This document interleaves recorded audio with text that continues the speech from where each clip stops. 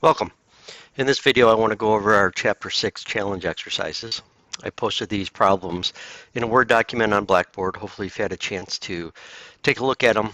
Again, these are challenge exercises. They're called challenge for a reason, is that they're a little bit more in-depth than your typical homework or things that you might see on the exam. So it's just a kind of a test of, can you apply the concepts that we're learning in class into a more robust problem.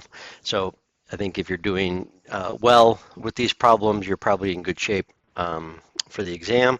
If you're struggling a little bit but can understand the explanations, you're probably in good shape because you won't see problems that are in this in depth. So don't worry if you're not fully grasping and not fully able to complete these challenge exercises, especially the first time through. So again, it's just there to make you think a little bit more about what's going on and how to apply these concepts.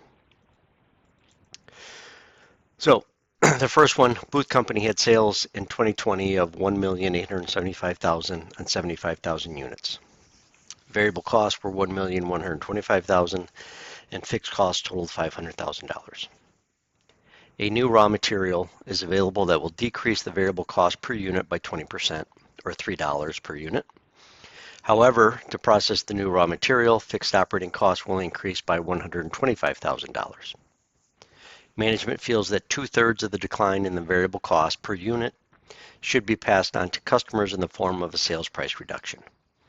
The marketing department expects that the sales price reduction will result in a 4% increase in the number of units sold. So we need to prepare a projected CVP income statement for 2020, assuming the changes have not been made. We'll call that our baseline. And then assuming that the changes are made as described, and we'll see what that looks like. Before Booth Company had a chance to implement the usage of the new raw material, new industry specifications were announced and result in the following changes for the Booth Company. Variable costs will increase 15% per unit and fixed costs will increase by $50,000. Management feels that a $3 per unit price increase is needed to accommodate the cost increases. However, this will result in a 10% decrease in units sold. Prepare a cost volume profit income statement assuming these changes have been made. So that's independent of what we're doing in A, so we'll look at that as well. And then C is just a build on from B. We're going to make the changes that we talked about in B, but the marketing department suggests implementing an advertising promotion that would increase variable cost by 50 cents per unit, but would retain the original sales volumes of 75,000 units. So we'll prepare another CVP income statement with these changes, see how that impacts our income statement. And then the question is, do you recommend implementation of the advertising program? Why or why not? So there's a lot here, a lot of changes that are going on, but hopefully we can break this down and step through it change by change. Okay, first thing we need to do is prepare the CVP income statement for 2020, assuming the changes have not been made. So remember, the CVP income statement takes our sales minus our variable costs. That equals our contribution margin. Well, then we'll subtract our fixed costs and our net income. Okay, so it's a little different than a standard income statement in that variable costs, even if their operating expenses, come up into contribution margin, and fixed costs, even if their cost of goods sold, like a lot of the manufacturing overhead is, will go down into the fixed costs. Okay, so what we have is we have our total sales is given, our total variable cost is given. We're also given the units, so we can calculate the per unit selling price for the sales and the per unit cost for our variable costs, and then we're given our fixed costs. So it's just a matter of putting that in the right format and creating our income statement. So as a baseline here, we're seeing $750,000 of contribution margin and net income of $250,000. Now the changes that we're thinking about is the new raw material, which will decrease our variable cost by 20% or $3. So that'll get us to $15 or to $12. Sorry, it's at $15 now. Our fixed operating costs will increase, so from 500,000 to 625,000, and we're going to decrease our selling price because of the decline in our variable costs. So 2/3 of the decline, so 2/3 of $3 is $2. So when we make all those changes, here's what our income statement looks like. Sales go down slightly because we have the cut our selling costs, but our variable costs go down and our contribution margin increases. So far, so good. But now our fixed costs are at $625,000 because we added $125,000 to that, and our net income is actually lower with this new way than we were before. Okay, just a reminder how we got some of these figures. We had $15 of variable cost per unit in the original. We're decreasing that by 20%, so we're multiplying by 0.8. Will give us $12. It also gave us the $3 in the problem, so you could have just done $15 minus $3, $12. Our selling price went from $25 to $23. So we're going to reduce our selling price by 2/3 of the reduction in our variable cost per unit. So that was $3. 2/3 of $3 is $2. So we're taking $2 off our selling price to get to 23. And then finally, our units, we're at 78,000. We got there by taking our existing units, our current units, 75,000 units, multiplying it by 1.04 because a 4% increase in the number of units sold to get us 78,000. And then of course, we just added the 125 to the fixed cost down there to get to 625. So maybe not the best thing to do. Does give us a little bit higher, higher contribution margin. So it might be something to think about. On a per unit basis, we were at $10 per unit contribution margin. I don't show that, but it's 25 minus the 15 as 10. Now we're at $11 per unit, so on a per contribution margin, unit contribution margin level, we're better. So every sale we make is better. Just that 4% increase in sales doesn't quite cover that increase in fixed cost. Okay, a couple things they may want to do is think about, possibly not passing on the full 2/3 of that, maybe start with a third. You probably wouldn't get fully 4% increase, but you might get a 1 or 2% increase. So, there's some things that we could play around with to do some analysis. And this is kind of what you would do on the job. Is some changes are coming at you, you would just model what the changes would look like, and take inputs from different departments of what might change if things would change, and then you can lay it out like this and see what happens. All right, now, before we could make those changes, if we decide to do that, there's industry specifications were announced, some new ones. So, and this is realistic too, is you have to put new things in, government regulations or industry groups decide to make a change for something. It doesn't get to say what it actually is, but in this case, our variable costs are going to increase 15% per unit. Fixed costs will increase $50,000. Management feels that a $3 per unit price increase is needed to accommodate the cost increases. However, this will result in a 10% decrease in units sold. Prepare a cost, volume, profit, income statement, assuming these changes have been made. So to see the changes, I'm going to show again our original, before any changes were made, income statement. So we're back at the 75,000 units at $25 per unit, $15 per unit variable cost, and $500,000 fixed cost. Okay, that was our baseline that we saw on the previous slide as well. So we'll look at what the new income statement looks like if we make these changes.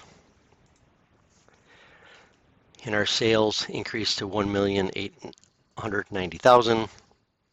So higher selling cost, lower units. Variable cost increase, again higher per unit cost, lower units. Contribution margin 725, 625. So that is almost $25,000 less than what we started with. And then our fixed cost increased $50,000. So our profit decreases another $50,000. So we go from 250 to 175,625. We'll look at these calculations again. So 15% increase in variable costs. This is how we get from 15 to 1725. Multiply the 15 by 1.15. Units, it's a 10% decrease in units sold. So we'll take 90% of the units that we had, the 75,000 times 90%, 67,500. We added $50,000 to our fixed costs. So we're seeing that increase as well. And then also $3 per unit price increase. Our selling price per unit increases to $28.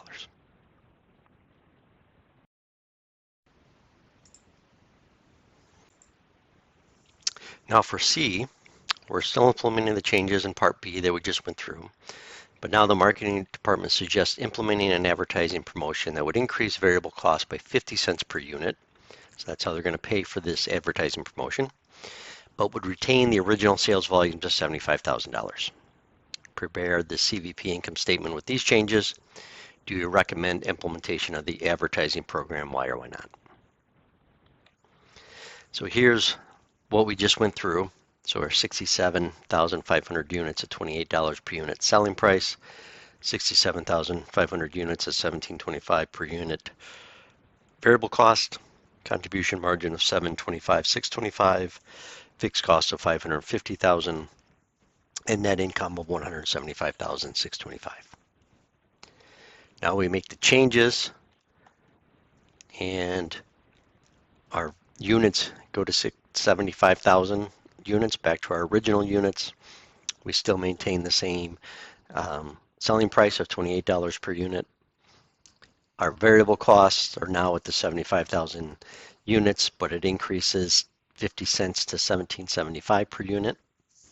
So our contribution margin actually grows, even though we have our per unit contribution margin decreasing, because with the higher variable costs, we have the same fixed cost, so our net income goes up to $218,750.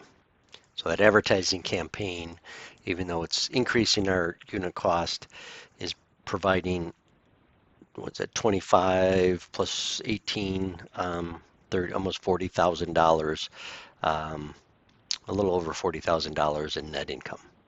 So not a bad change. So again, here's what changed between the two. We added 50 cents to our variable cost per unit. So we went from 1725 to 1777. Units went back to 75,000.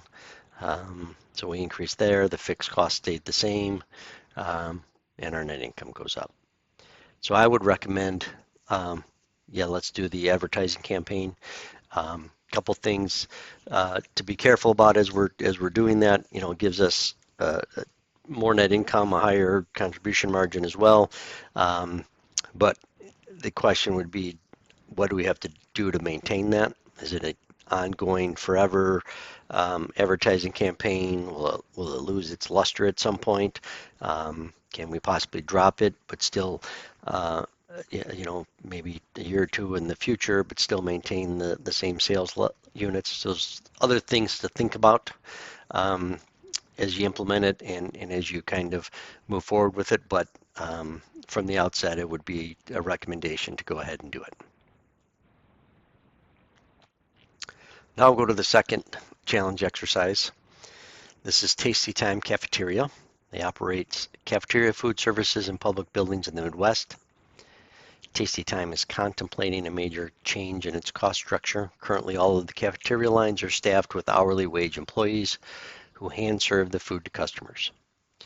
Benson Riggs, Tasty Times owner, is considering replacing the employees with an automated self-service system. However, before making the change, Benson would like to know the consequences of the change since the volume of business varies significantly from location to location. Shown below are the CVP income statements for each alternative. So we have our standard CVP income statements, our sales, variable costs, contribution margin, fixed cost, and net income. So on the left, we have our personal service, which is our current way of doing things, and we have a net income of $500,000 on sales of $250,000. Our contribution margin is $625,000 with only $125,000 of fixed costs. If we go to the automated self-service, we're going to maintain the same sales level, so our sales dollars are the same. Our variable cost looks like it decreases $750,000, so our contribution margin increases, but our fixed costs increase. Increase looks like $750,000, so our net income is the same. Okay, so now we're going to determine the degree of operating leverage for each alternative. Then we're going to figure out which alternative would produce the higher net income if sales increased by $250,000. So they went from 2.5 million up 250,000. Using the margin of safety ratio, determine which alternative would sustain the greater decline in sales before operating at a loss. And we do not assume the increase in sales has occurred from Part B. So that's a standalone. And then for C, we'll come back to this version of the CVPs and operate from there.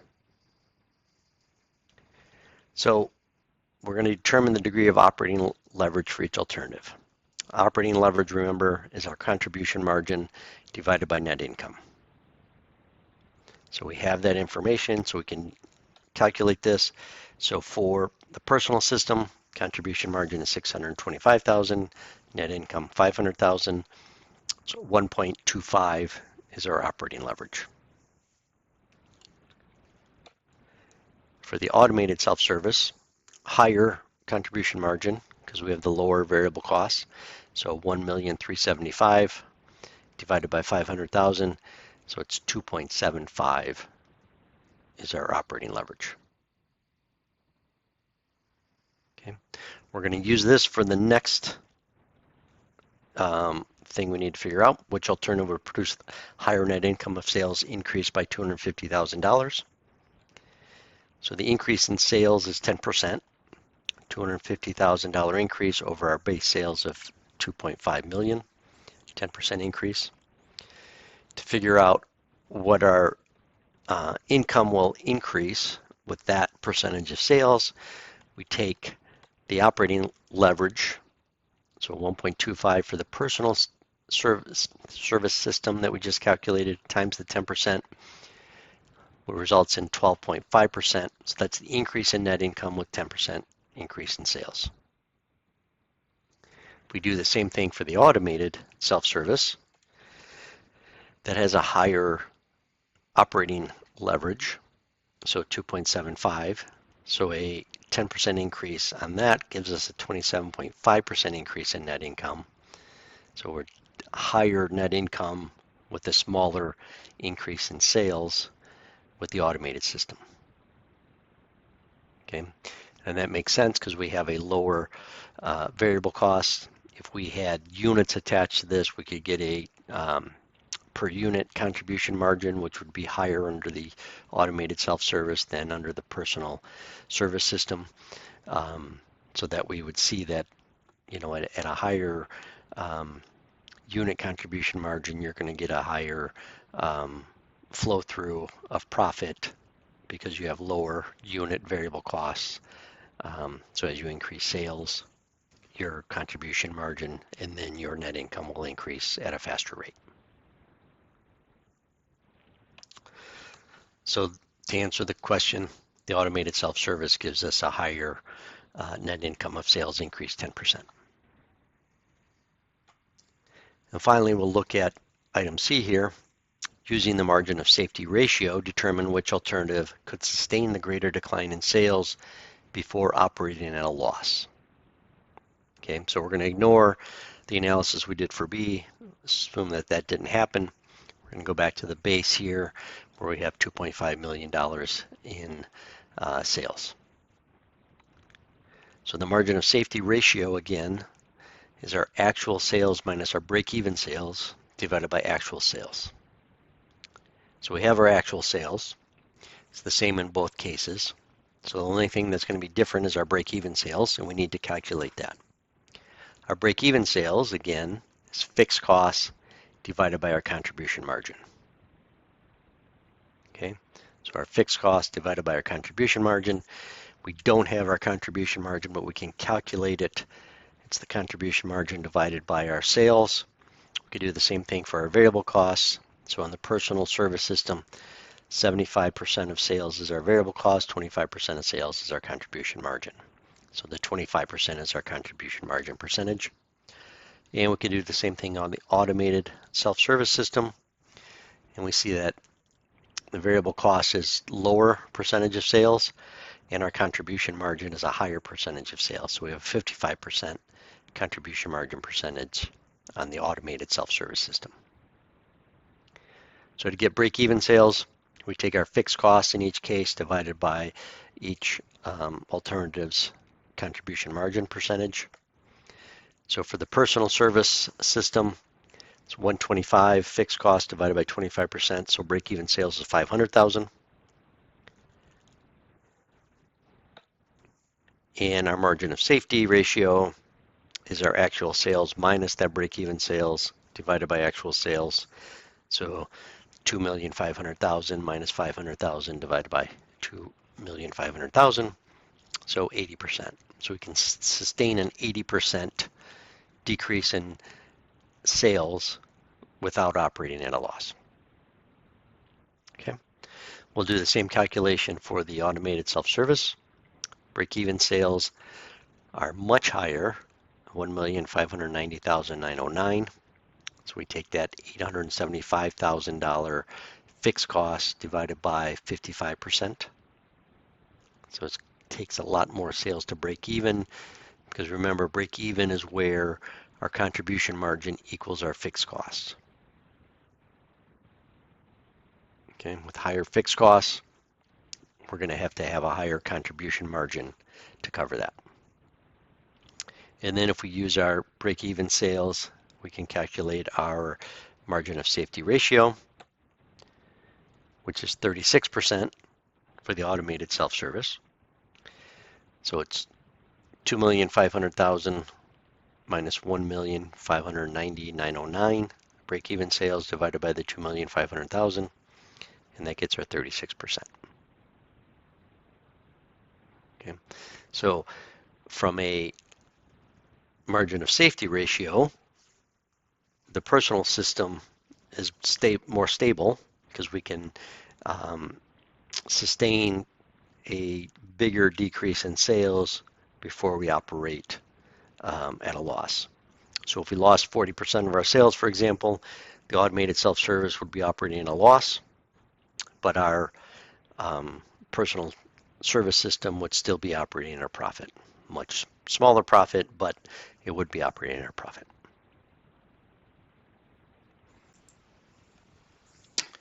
And then finally, D, Tasty Times Vice President of Finance has offered another option. He suggests a different system that combines personal service at key points in the cafeteria line with a less expensive automated self-service system for the other items. And this is what that blended system looks like. So we have our same $2,500,000 of sales. Variable costs are in between the two. So we have $1 million contribution margin, fixed costs increase to $500,000, and we have $500,000 of net income. Okay, so we need to determine the degree of operating leverage for this option. Again, contribution margin divided by net income. So it comes out to be 2. So the $1 million contribution margin divided by $500,000 of net income.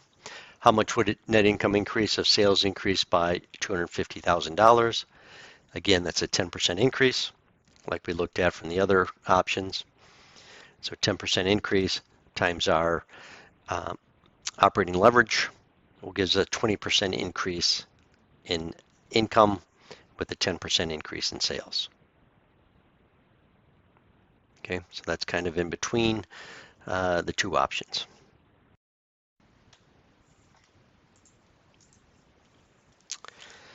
Three and four, using the margin of safety ratio, how large of a decline in sales could this option sustain before operating a loss? And then which option do you recommend? So again, we're going to look at the margin of safety ratio, actual sales minus break-even sales divided by actual sales. We need to find break-even sales, fixed costs divided by contribution margin percentage. So we need our contribution margin percentage, 40% in this case. 60% of our sales are variable costs, 40% is our contribution margin percentage.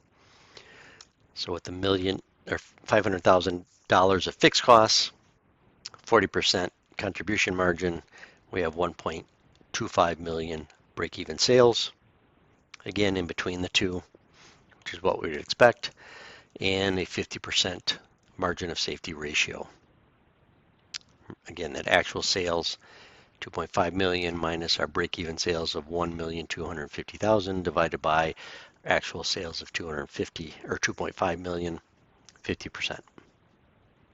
Okay. So the blended service system,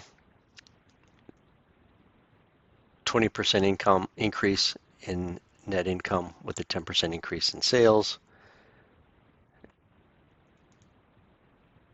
And then we have our 50% margin of safety ratio. The blended system moderates the risk and provides a good return without taking on too much risk or being too conservative. So the option would be to recommend the blended system for those reasons. That's it for the Chapter 2 or Chapter 6 challenge exercises. Reach out if you have any questions, and good luck with studying.